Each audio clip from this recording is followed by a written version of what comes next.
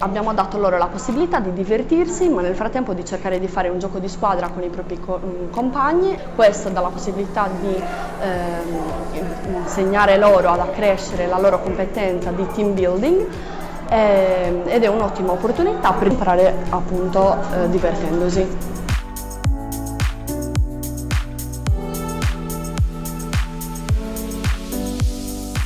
È una mossa quasi base del calcio,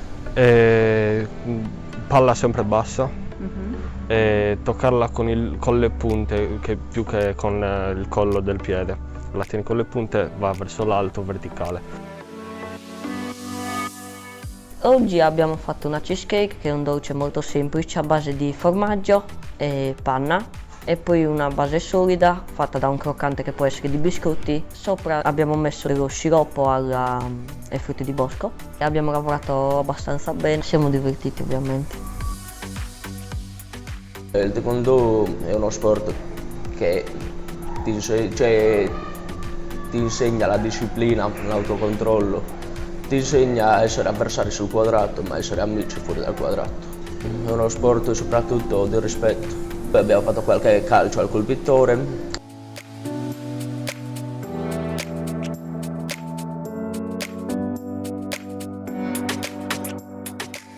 Abbiamo visto qualche parata. Allora, le parate sono le cose essenziali nel taekwondo per saper fare le forme, perché se non sai le parate comunque le forme non le puoi fare. La musica è sempre stata una passione fin da piccola e quindi alle medie, quando ho saputo che c'era la scuola a Nuoro, ho deciso di andare. Mi hanno insegnato flauto traverso come primo strumento e violoncello come secondo strumento.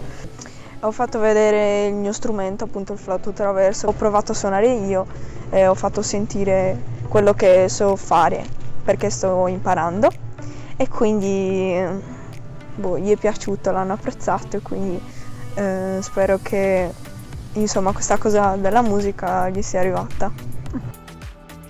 Uno dei talenti che i ragazzi hanno voluto mettere in campo e che ci hanno citato è stato quello della scrittura e anche la lettura. Inizialmente hanno parlato dei loro libri autori preferiti, qualcuno li ha anche portati e ci hanno spiegato le loro trame. E poi abbiamo parlato invece dell'importanza anche comunque dello scrivere.